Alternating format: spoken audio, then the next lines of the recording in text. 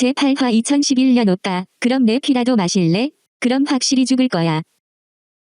현실 도피를 갈망하는 자가 머무를 수 있는 곳은 꿈이다. 반대로 꿈이 깨어나기를 바라는 자가 가야 할 곳은 현실뿐이다. 현실과 꿈을 제외한 공간에 인간이 머물 수 있는 곳은 없다. 설령 그러한 곳이 있다면 그건 천국보다 못하며 지옥보다 못한 곳이 틀림없다. 그런 곳을 일컬어 누군가는 공허라는 공간을 주장하기도 한다. 공허란 아무것도 존재하지 않는 곳이 아니라 그런 단어 자체가 존재하지 않는 곳이다. 따라서 아무것도 태어날 수 없고 아무것도 죽을 수 없다. 그런데 인생을 살아가다 보면 가끔씩 그런 공허를 마주할 때가 있다. 누구든 살고 싶은 욕망과 죽고 싶은 의지가 없는 그런 시기가 있다. 그리고 보통 그런 시기는 타인의 행동으로부터 시작되는 경우가 많다. 이를테면 누군가의 배신, 이별, 죽음, 뭐 그런 것들로 시작되어 자신의 고뇌, 좌절, 절망, 뭐 이런 것들로 끝이 나는 건 말이다. 그렇게 부정적인 경험과 더러운 감정이 만나서 만들어내는 페인이라는 사생아는 끊임없이 자기 포식을 시작한다. 여기서 주목해야 할 건 자기 포식으로 인해 느낄 수 있는 포만감이 존재하지 않는다는 사실이다. 지속적으로 자신을 갉아먹지만 그것이 만들어내는 건 말라버린 육체와 삐뚤어진 정신뿐이다. 그로 인해 반사회적인 생각과 행동이 표출되기도 한다. 물론 현대사회에서는 말라버린 육체에 만족해 다시 재기를 꿈꾸는 사람들이 더 많지만 말이다. 부디 후자의 방향이 되기를 바라며 형제에게 호통을 치고 있는 태식이었다. 형제여, 너 정말 죽고 싶냐? 뭐라도 좀 먹어. 내가 힘든 건 알겠는데 뭐라도 먹으면서 힘들어하면 안 되냐? 왜? 연하가 헤어지자고 해? 아님 바람 피웠다냐? 아님 너 죽을 병 걸렸냐? 말 좀 해라. 이게 며칠째냐? 야, 신. 태식의 호통에도 꿈쩍도 않고 침대에 앉아 벽에 등을 기대고 있는 신이었다. 태식의 말대로 며칠이 지난 것 같다. 너무 변해버린 연하의 모습을 누구하고도 공유할 수 없었다. 형제와도 같은 태식에게조차 속내를 드러낼 수 없었다. 아무런 생각이 들지 않았다. 기억에 남는 거라고는 늦은 밤이 되어서도 퇴근을 하지 못하고 쩔쩔매던 카페의 아르바이트생에게 미안해서 자리를 떠났고 혼자서 기차역으로 갔다. 가는 길에 다가오는 사람, 달려오는 차를 피하지 못해 부딪힐 뻔하기도 했다.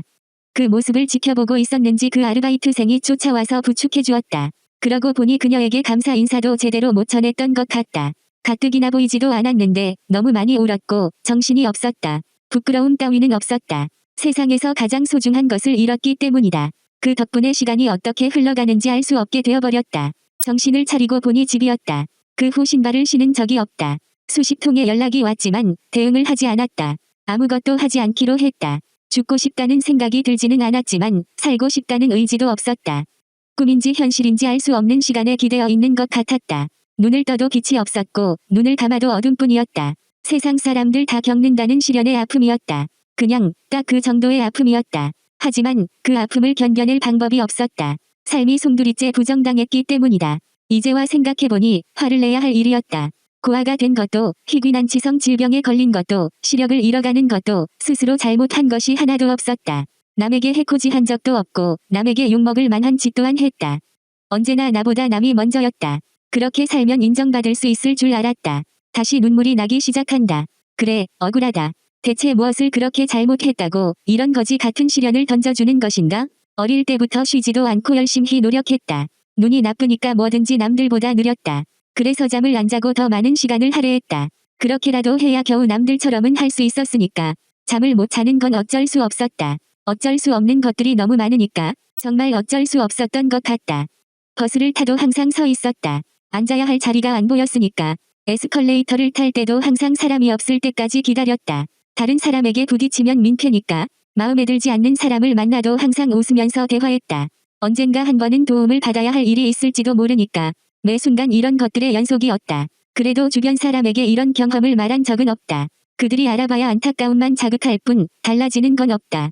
오히려 그들은 더 조심스럽고 사려 깊이 행동하려 할 것이고 그것은 사람 간의 피곤함을 누적시키는 일이 된다. 어차피 앞으로도 이렇게 살아가야 한다. 그렇기에 굳이 그들에게 말할 필요가 없다. 혼자 참아내면 된다. 그렇게 살아가다 보니 연하를 만났다. 모든 순간이 즐거웠다. 행복했다. 편안했다. 그렇게 하루 정이 들었다. 언젠가부터 숨기고 싶은 것이 없었고 서로 숨기는 것 없이 터놓고 지내는 사이가 되었다. 그럴 때마다 더욱 친밀한 사이가 되었다. 그렇게 거짓말 같은 순간도 찾아왔다. 결혼 제의를 받은 것이다. 꿈만 같았다. 그러면서도 미안했다. 스스로 자격이 있는지 여부를 고민하던 사이에 그녀가 먼저 말해주었기 때문이다. 그야말로 거부할 수 없는 제안이었다. 그 꿈에 함께 다가서기로 마음먹었다. 그때 먹은 마음이 태식의 호통과 함께 사라져가기 시작했다. 야, 이거 울 엄마가 너 먹이라고 만들어 온 더덕구이다. 꼭 먹어라. 내가 해달라고 졸라도 잘 안 해주는 거란 말이야. 그러니 꼭 먹어. 밥은 해놨으니까. 퍼먹어. 간다. 새벽에라도 필요하면 전화해라. 형제여. 태식은 방문을 닫기 전 한 번 더 신을 보았다. 그러나 그는 반응을 하지 않는다. 화가 치밀어 올랐지만 지금은 화풀이를 할 수 없었기에 조용히 방문을 닫고 집을 나섰다. 집으로 돌아가는 길에 연하에게 연락을 해봤지만 받지를 않았다. 분명히 둘 사이에 문제가 있는 건 확실했다. 그런데 둘 다 성명을 발표를 하지 않았기 때문에 답답한 건 주변 사람들이었다. 태식은 동갑내기 친구로서 연하와도 친했다. 특별히 원한 것은 아니지만 연하와 신이 연애 문제로 갈등을 빚을 때도 가끔씩 중재자 역할을 하기도 했다. 이번에도 그 정도로 해결되리라 생각하고 쌍방의 문제를 청취하려 했으나 상황이 다른 것 같았다. 그 둘 사이에 이 정도로 심각할 만한 문제가 있었나 싶을 정도로 문제의 원인을 상상하는 것이 어려웠다. 만약 둘 중 하나가 갑자기 난치병에 걸렸다면 이라는 가정을 해보았지만 그건 이미 신이 걸려있는 상태라서 성립되지 않았다. 연하의 부모님이 신과의 교제를 반대하는 것이라면 이라고 생각해보았지만 이미 연하가 신과 결혼할 의사를 밝힌 상황에서 굳이 부모의 반대를 이겨내지 못할 리 없었다. 그렇다면 남은 건 연하가 마음이 변한 것뿐인데 전후 맥락의 개연성이 너무 떨어졌다. 연하와 신은 취업과 진학으로 인해 물리적으로 떨어져 있었지만 시간이 날 때마다 어떻게든 만나려고 노력했다. 그것 때문에 태식이 귀찮았던 것도 한두 번이 아니다. 하지만 이런 상황에서 그 시절 생각까지 하는 건 적절하지 않다고 판단한 태식은 생각을 지워버렸다. 또 며칠이 지난지 모르겠다. 아무것도 먹지 않으니 점점 몸이 처지는 것 같았다. 기운이 나지 않으니 더욱 먹지 않게 된다. 그렇게 안 먹으니 더욱 몸이 망가져간다. 이런 걸 두고 폐인이 되어간다고 하는 것 같다. 그동안 몇 번이고 태식이 문을 열고 들어왔다.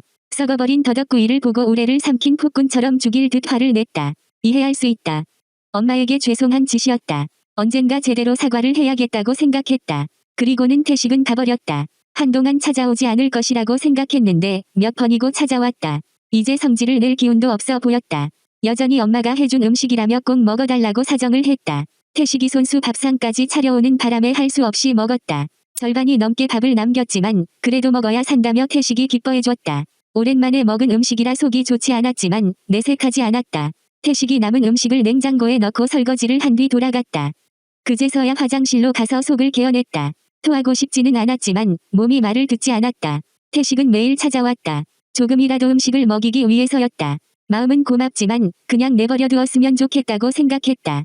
먹기만 하면 구토 증상이 계속 일어난다는 걸 알았는데 정작 태식에게 말할 수가 없었기 때문이다. 그렇게 이틀이 지나니 결국 몸살이 나버렸다. 면역력이 급격히 떨어졌기 때문이다. 열이 너무 많이 났다. 이제는 먹으려고 해도 앉아있을 힘조차 나지 않았다. 태식은 당장이라도 구조차를 불러서 병원에 데려가려고 했지만 애써 말렸다. 그냥 감기라고 우겼다. 몇 번이나 꿈을 꾸었는지 모르겠다. 좋은 꿈은 하나도 없었다. 그 꿈속은 현실의 연장이었기 때문이다. 여전히 이별한 상태의 연하를 만나고 대화를 나누다가 울고 만다. 그 꿈의 상황이 바뀌어도 흘러가는 방향은 일정했다. 만나서 이야기를 하다가 울고 만다. 연하와 이별한 것이 힘들어 이런 꿈을 꾸는 것이다. 그런데 자꾸만 그 꿈 속에 자신을 가두는 느낌이 든다. 더 이상 그런 꿈은 꾸고 싶지 않다. 하지만 언제고 인생에서 한 번이라도 뜻대로 된 적이 있었던가? 주변 상황에 끌려가 듯 악몽으로 이끌려간다. 정신이 혼미해진다. 숨을 쉬는 것도 힘이 든다. 열이 나서 그런지 두통이 심하다. 그것보다 몸이 더우면서도 춥다. 피부에 닿는 모든 것들이 아픈 것 같다. 어떻게 해야 할지 모르겠다. 누군가에게 도움을 받고 싶다. 그런데 도움을 청할 데가 없다.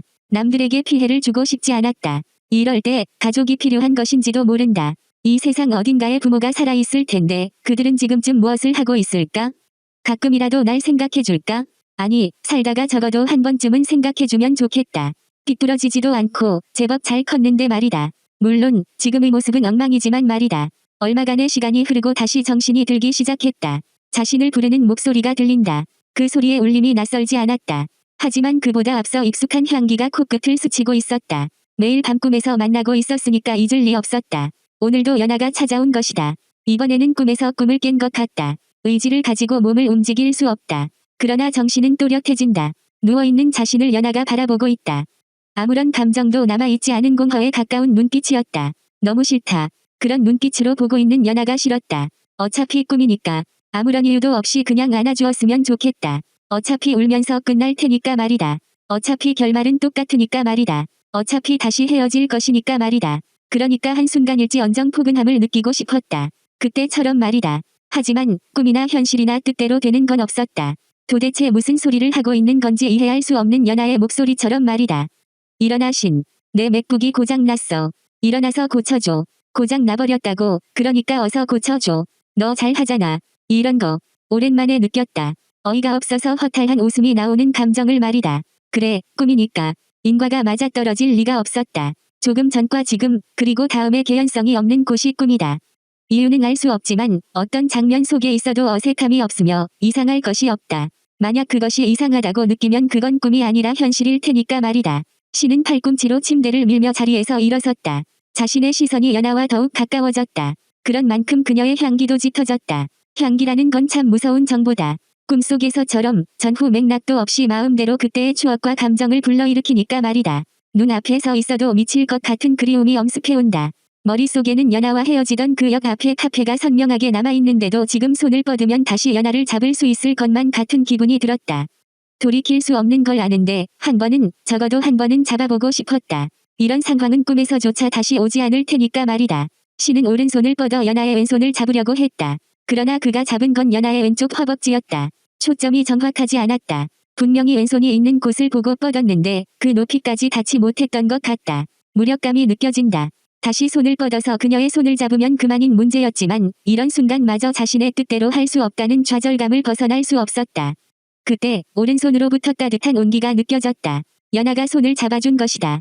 여전히 따뜻하고 부드러운 손길이었다. 그때 카페에서 느꼈던 차가웠던 연하가 아니다. 그때 함께 지내던 따뜻했던 연하가 눈앞에 있었던 것이다. 거짓말처럼 여기 있었다. 연하는 신을 부드럽게 감싸 안았다. 예전 모습 그대로 안아주었다. 신이 야윈 모습이 안쓰러웠는지 꼭 안아주었다. 신은 부끄러웠다. 무기력한 자신의 모습이 부끄러웠던 것이다. 그렇지만 다음 순간 깨어날 꿈이라면 지금은 이대로 있고 싶었다. 이대로 안겨있고 싶었다. 그러나 영원한 건 없었다. 신의 시간보다 연하의 시간이 조금 더 빨리 지나가버린 것 같았다. 연하는 신의 양쪽 어깨를 잡고서 살며시 밀어냈다. 매번 그랬던 것처럼 이대로 그녀는 떠나가버릴 것이다. 이 순간이 마지막이라는 생각이 스치자 신은 다시 팔을 뻗어 연하를 끌어안았다. 그리고 하고 싶었던 말을 전하기 시작했다. 좋아해도 된다고 그랬잖아. 사랑해도 된다고 그랬잖아. 우리 서로 사랑한다고 그랬잖아. 모두가 다 떠나가도 곁에 있겠다고 서로 약속했잖아. 그 말만 믿고 살아왔던 나는 이제 어떻게 해. 신. 이렇게 다가와서 나만 깨워놓고 가버리면 나는 어떻게 해. 다시는 만나지 말자고 해놓고 찾아와서 미안해. 하지만 적어도 너한테는 내가 그랬으면 안 되었어. 뭐? 내가 이렇게 있을 줄 알았는데도 그렇게 해야 널 떼어놓을 수 있을 거라고 생각했어. 그래서 내가 너에게 차갑게 대했어. 괜찮아. 내가 이렇게 다시 왔잖아. 아니, 난 다시 온 게 아니야. 그렇지만 난 내가 그만 아프면 좋겠어. 부탁이야. 태식이가 연락했구나. 넌 뭐든지 해낼 수 있는 사람이야. 그래서 내가 좋아했고. 아니, 잘할 수 없어. 이렇게 망가져 있잖아. 넌 뭐든지 이겨낼 수 있는 사람이야. 그래서 내가 사랑했잖아. 아니야, 아니라고. 나는 나 결혼해. 귓가에 울려 퍼지는 연하의 목소리가 너무도 생생했다. 여전히 그녀가 무슨 말을 하는 것인지 모르겠다. 왜 대체 이런 말을 하는 거지? 이해할 수가 없었다. 이런 것까지 가르쳐줄 필요는 없었다. 이런 것 따위를 이야기해주러 이렇게 나타날 필요가 없었다. 신은 끌어안고 있던 연하를 밀쳐냈다. 어떻게든 붙잡고 싶었지만 자신이 아닌 다른 사람과의 미래를 결정한 그녀를 잡고 있을 수는 없었다. 나쁜 마음을 먹을 수도 있었다. 아니, 나쁜 마음을 먹고 싶었다. 안간힘을 다 써서 나쁜 사람이 되고 싶었다. 그러나 그렇게 될 수가 없었다. 그렇게 살아왔으니까. 그런 사람이 될 수 없었다. 연하를 힘없이 밀쳐낸 신은 고개를 숙여 흐느끼기 시작했다. 주체할 수가 없는 눈물이 쏟아져 나왔다. 그때가 끝이라고 생각했는데 오늘이 정말 끝인가 보다. 연하에게 어떤 말도 전할 수 없었다. 어서 이 꿈이 깨어나기만을 바랬다. 그렇게 기억이 사라져가기 시작했다. 이전 편에 이미 신은 연하와 헤어지고 충격을 받아 아무것도 안 먹고 서서히 죽으려고 한다. 다시 누군가의 목소리가 들리기 시작한다. 역시 익숙한 목소리다. 그리고 풋풋한 향이 코끝을 자극한다. 연하는 아니다. 기억은 하고 있는데 누군지 선뜻 떠오르지 않는다. 눈을 뜨고 확인을 했다. 아는 여자가 자신을 부르고 있었다. 오빠, 일어나. 이거 좀 먹어. 왜 내가 여기에? 태식 오빠 대신해서 왔지. 그런 걸로 오지 않아도 돼. 난 괜찮아. 태식 오빠, 말대로 또랑개이 아냐? 이거. 지금 몰골이 어떤지 알기나 해? 그런 말을 배우지 마. 교양 없어 보여. 교양 같은 소리 하네. 다 죽어가도 그런 말은 곧잘 하네. 나 정말 괜찮으니까. 가봐. 괜찮아. 오빠 너 내 동생이었으면 진작에 죽었어. 이 몰골이. 그 언니도 참 웃긴다. 대체 어떻게 하면 사람을 이렇게 병신으로 만들어 놓을 수 있지? 말해봐. 대체 무슨 소리를 들었길래 이러는 거야? 말하고 싶지 않아. 말을 해야 어떻게든 해주지. 태식이에게도 말 안 했어. 잘 됐네. 우리 사이에 비밀 한두 개쯤은 더 있어도 되잖아. 내 이야기는 아무한테도 안 해. 그러니까 걱정 마. 이 오빠 참 웃긴다. 내 비밀을 가지고 왜 자기가 생색을 내지? 미안. 그만 가줘. 와줘서 고마워. 그런데 이제 안 와도 돼. 말을 하던지 먹던지 둘 중 하나는 해. 그래야 내가 가지. 좀 말 좀 들어라. 오빠가 무슨 정치인이야? 왜 단식 투쟁을 하고 지랄이야. 사람 속상하게. 미안하다. 말해. 그럼 내가 처리할게. 우리 사이에 못해줄 게 뭐 있어? 아무것도 하지 않아도 돼. 오빠 내가 고아라서 싫다던? 시어머니도 없는데 나쁠 건 또 뭐야? 아님 학생이라서 싫대? 아니 취업 걱정할 거 뭐 있어? 내가 우리 건물 청소 일이라도 시키면 되잖아. 정규직으로 말이야. 웬만한 대기업 못지 않을걸? 대체 뭐야? 나도 좀 배우자. 뭐라고 말하면 남자를 이렇게 병신으로 만들 수 있는지. 장애인이라서 싫대. 뭐? 그건 이미 알고 있던 사실이잖아. 미래를 꿈꿀 수가 없대. 아이가 태어나고 그 아이가 자랄 동안 내가 해줄 수 있는 게 없대. 그 언니 임신했었니? 아이를 안고 달리지도 못하고 아이와 춤추지도 못할 거래. 밥을 먹을 때도 아이와 나를 동시에 돌봐야 할 텐데 자신은 감당이 안 된대. 내가 아무것도 할 수가 없대. 그동안 지내면서 한 번도 그런 소리를 안 했는데. 그래서 내가 아닌 다른 사람과의 미래를 꿈꾸기로 했대. 나와 있을 때도 나를 안고 있을 때도 그 사람을 생각했대. 난 그것도 모르고. 뭐? 그건 또 무슨 개소리야? 그래서 오빠 너는 뭐라고 했는데? 아무 말도 못했어. 울었어. 많이. 이런 미친, 너 진짜 병신 아니야? 그건 속상해 하는 게 아니라 화를 냈어야지. 연아가 틀린 말을 한 것이 없잖아. 미친, 또라이야. 이봐요. 신 선배, 아무리 자존감이 없는 사람이라도 아니, 넌 화가 안 나냐? 그 년도 참, 난년이다. 무슨 이별 통보를 그딴 식으로 하냐? 오빠 너 차라리 잘 된 거야. 그래, 지금은 안 들리겠지만 나중에 내 말 이해할 거야. 넌 몰라, 내가 힘든 건. 당연히 난 모르지. 내가 내 여친도 아닌데 알고 싶지도 않고 말이야. 그래, 지금은 그렇다고 치자. 오빠 마음이 중요하니까. 잘했어. 이야기해줘서 고마워. 별거 아닌 것 같아도 혼자서 끙끙 앓는 것보다 훨씬 나을 거야. 오빠 내가 나한테 해준 말이잖아. 일단 살아남아. 그리고 하고 싶은 걸 해. 복수를 하던지 잊고 살던지 뭘 해도 좋으니까 살아남아. 내가 도와줄게. 아무에게도 도움받지 않을 거야. 그럼 더 좋고 그냥 죽고 싶다. 아스카는 바로 대꾸를 하려다가 잠시 참았다. 누구라도 죽고 싶다는 생각을 하고 살아간다. 하지만 정작 그 말을 꺼냈을 때는 살고 싶다는 마음이 커져 있기 마련이다. 살고 싶은 마음이 너무 커진 바람에 죽고 싶다는 말이 입 밖으로 흘러나오는 것이다. 문제는 마음에 담아두었던 진심이 입 밖으로 꺼내지는 순간 진실이 되어버린다는 점이다. 원하던 원치 않던 인간은 자신이 입 밖으로 나온 말을 지켜려 하는 방어기제가 작동시킨다. 물론 평범한 사람들은 시간이 흐르면서 그 방어기제가 무뎌지지만 말이다. 그러나 이 오빠는 진심으로 그럴 작정인 모양이다. 외관상으로 보아도 이미 신체 기능이 심각하게 저하되어 있었고 정신은 부셔질 대로 부셔져 있는 것 같다. 어떻게든 조치를 취해야 했다. 이대로라면 반드시 몇 일 안에 죽고 만다. 그것도 쓸쓸히 죽을 것이다. 그게 마음에 들지 않았다. 그렇게 죽어서는 안 되는 사람이었다. 남들이 뭐라고 해도 아스카의 눈에 신은 그렇게 되면 안 되는 존재였다. 지난 4년간 받았던 도움을 갚지도 못했다. 흔들릴 때 붙잡아줬고 쓰러졌을 때 일으켜 세워줬다. 무너지지 않게 다잡아줬다. 그런데 지금 해줄 수 있는 것이 없었다. 어떻게든 위로라도 해주고 싶은데 이 사람은 그것을 받을 생각조차 없어 보였다. 위로할 방법이 없으니 더 화가 났다. 그래서 생각나는 대로 짓거리기로 했다. 매번 교양이 없다고 지적받던 그 말투로 말이다. 오빠, 진짜 죽고 싶은 사람은 그런 소리를 하지 않아. 죽을 용기가 있는 사람은 말도 없이 죽거든. 아까 내가 도와준다고 했지? 그래, 오빠가 그렇게 죽고 싶으면 내가 도울게. 내일부터 내가 가져오는 음식을 먹어. 거기에 내 피를 몇 방울 섞어 놓을게. 말 안 해도 알지? 면역력이 떨어져서 죽을 거야. 오빠가 원한다고 돌이킬 수는 없어. 돈이 많다면 죽는 시기를 늘릴 수는 있겠지. 나처럼. 그래도 죽는 건 마찬가지야. 오빠가 선택할 건 내가 주는 음식을 면역력이 떨어져서 먹고 죽던지 안 먹고 굶어서 죽던지 그것만 선택하면 돼.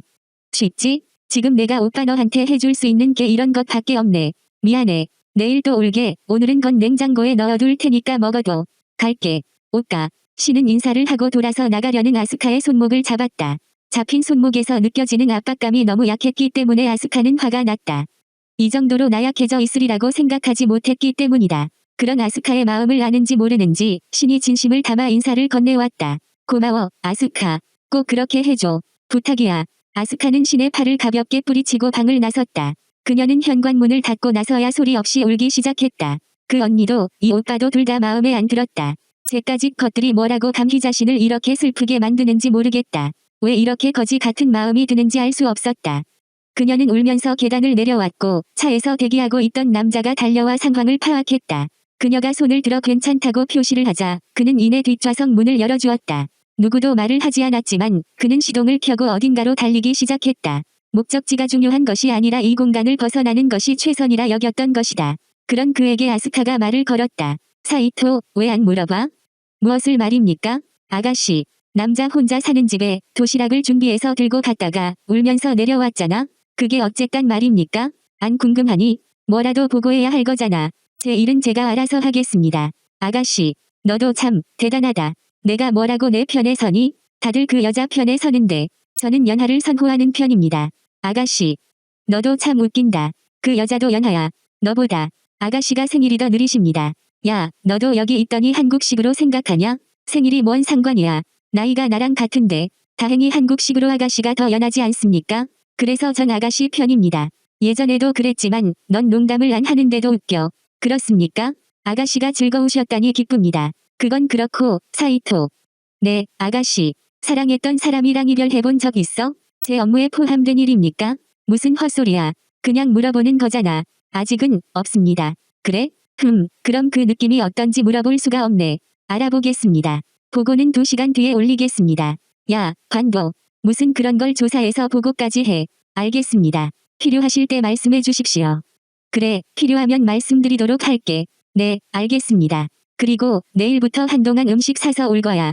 네, 알겠습니다. 왜 그래야 하는지 안 물어봐? 필요했다면 아가씨께서 제게 일러주셨을 거라고 생각합니다. 그래서 내가 널 좋아하나 보다. 그런 말씀하시면 저도 두근거립니다. 아가씨. 푹 웃기시네. 너 여기 와서 많이 밝아졌다. 아가씨 덕분입니다. 대체 뭐가 내 덕분인지 모르겠지만 밝은 너도 나쁘지 않아. 신경이 쓰이신다면 주의하겠습니다. 그래, 남들 앞에서는 주의해. 괜히 그 여자 귀에라도 들어가면 너 잘릴지 몰라. 네, 알겠습니다. 주의하겠습니다. 아가씨. 아스카는 싫지 않은 내색을 하며 콧방귀를 뀌었다. 서로의 관계로 인해 그에게 하대를 하고 있었지만 그녀는 사이토를 존중하고 있었다. 최근 몇 년간 많은 일들이 있었고 그로 인해 많은 변화도 있었다.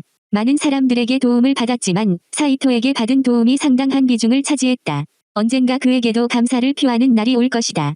그때 무엇을 해줘야 할지는 모르겠지만 자신이 해줄 수 있는 최선의 보상을 해주어야겠다고 다짐했다. 충분히 그런 대가를 받아야 할 사람이었기 때문이다. 그 보상에 대해서 생각을 하던 아스카가 문득 사이토에게 질문했다. 사이토. 네, 아가씨. 지금 어디로 가고 있어? 앞으로 가고 있습니다. 목적지가 없다는 의미야? 네, 아가씨께서 아무 말씀을 안 해주셨기에 저는 앞으로 달릴 뿐입니다. 이놈이고 저놈이고 남자들은 다 멍청이야. 제가 거기에 포함됩니까? 응, 조금 전부터. 죄송합니다. 시정하겠습니다. 아가씨. 그래, 시정하자. 집으로 가. 나 목욕하고 싶어. 알겠습니다. 실장님께 연락해 놓겠습니다. 아, 그리고 내일 아침에 횟감도 준비해달라고 해줘. 도시락으로 들고 갈 거야. 어느 정도로 준비하면 되겠습니까? 글쎄, 그냥 평소에 먹는 것 정도로 준비해줘. 아마 한동안 계속 필요할 거야. 알겠습니다. 준비해두겠습니다. 아가씨, 고마워. 사이토. 아닙니다. 아가씨. 아스카는 달리는 차창 밖으로 시선을 던졌다. 캄캄한 암흑이 내려앉은 도시지만 미약하게 빛나는 불빛들이 보였다. 저 불빛들은 분명히 자신이 밝힐 수 있는 최대한의 밝기로 의무를 다하고 있을 것이다. 다만 그 빛을 바라보는 그녀가 너무 멀리 떨어져 있었을 뿐이다. 그래서 희미하게 빛나는 것처럼 보일 뿐이다. 그런 생각을 하며 잠시 눈을 붙이기로 했다. 다음 날 약속대로 아스카가 찾아왔다. 그녀가 직접 처방한 도시락을 들고 왔고 신은 그것을 먹으면 되었다. 하지만 그는 먹지 않았다. 먹는 것이 무서워서가 아니라 무언가를 먹을 힘도 나지 않았기 때문이다. 열이 너무 심하게 나고 있었던 것이다. 그런 모습을 보고 아스카도 특별히 음식도 약도 먹이려 하지 않았다. 처음에 말했던 것처럼 신이 도시락을 먹고 면역력이 떨어져서 죽으나 그것을 먹지 않고 굶어서 죽으나 결론은 같았기 때문이다. 의지가 없는 그에게 그녀가 해줄 수 있는 일은 아무것도 없었다. 그녀는 내일 또 오겠다는 말을 남기고 떠났다. 처음 왔을 때와 달리 차가워져 있었다. 아마도 그를 포기한 것이라고 여겼다. 당연한 결과다. 주변에서 아무리 도와주어도 도움을 받는 당사자가 그것을 거부하면 될 것도 되지 않는다. 남은 건 서서히 죽어가는 일뿐이다. 그렇게 되기 위해서 도시락을 먹는 편이 나을 것이라고 생각했다. 그러나 침대를 일어설 엄두도 나지 않았다. 내일 아침에 일어나서 먹어야겠다고 생각했다. 그리고 눈을 감았다. 숨쉬는 것조차 힘든 밤이 그를 기다리고 있었다. 정신이 없었다. 꿈인지 현실인지 알 수 없을 만큼 혼미해진 상태가 이어졌다. 커다란 짐승이 자신을 바라보는 것 같았다. 그러나 그 짐승은 자신을 바라보기만 할 뿐 아무런 행동을 취하지 않았다. 그저 숨이 넘어가기를 기다리는 존재 같았다. 한참을 바라보더니 그 짐승은 방문을 열고 나갔다. 그러나 집을 떠난 건 아니었다. 무언가 부딪히고 열리는 소리가 들렸다. 그러더니 무언가를 마구 깨물며 씹어대는 소리가 들렸다. 음식을 먹는 것 같았다. 그런데 소리가 이상하다. 혼잣말을 하는 것 같은데 알아들을 수 있는 소리다. 신은 눈을 떴다. 여전히 그 소리가 들린다. 짐승이 있다면 확인하고 싶었다. 그것과 마주해서 살아남을 수는 없을 것이다. 그러나 확실히 죽을 수는 있다. 이대로 서서히 죽어가는 것보다 그 편이 훨씬 편할 것 같았다. 그래서 방문을 열었다. 그리고 그 짐승을 모습을 확인하는 순간 신의 몸에 있는 모든 털이 곤두서버렸다. 그 짐승은 피가 묻은 입가를 혀로 다시며 말을 걸었기 때문이다. 형제여, 겠냐? 태식아, 너 지금 이거 아스카가 가져온 거지? 역시 부잣집 딸이라서 그런가? 참치회가 뭐냐? 참치회가. 난 이런 도시락은 듣지도 보지도 못했다. 너 그거 먹었어? 다 먹었다. 근데 어차피 너 못 먹었을 거야. 신선도가 떨어졌는지 피가 질질 흐르잖아. 그냥 넌 엄마가 만들어 주신 거나 먹어. 여기 아직 따뜻해. 신은 지금 자신이 얼마나 기이한 표정을 짓고 있는지 알지 못할 것이다. 태식이 자신이 가장 아끼는 친구이자 형제인 태식이 인간 면역 결핍 바이러스 휴먼 이뮤노더피션시 바이러스가 들어있는 음식을 모두 삼켰기 때문이다. 돌이킬 수가 없다. 아니, 돌이켜야 한다. 어떻게든 그렇게 해야만 한다. 어떤 대가를 치러서라도 살려야 했다. 그게 신이 해야 할 일이었다.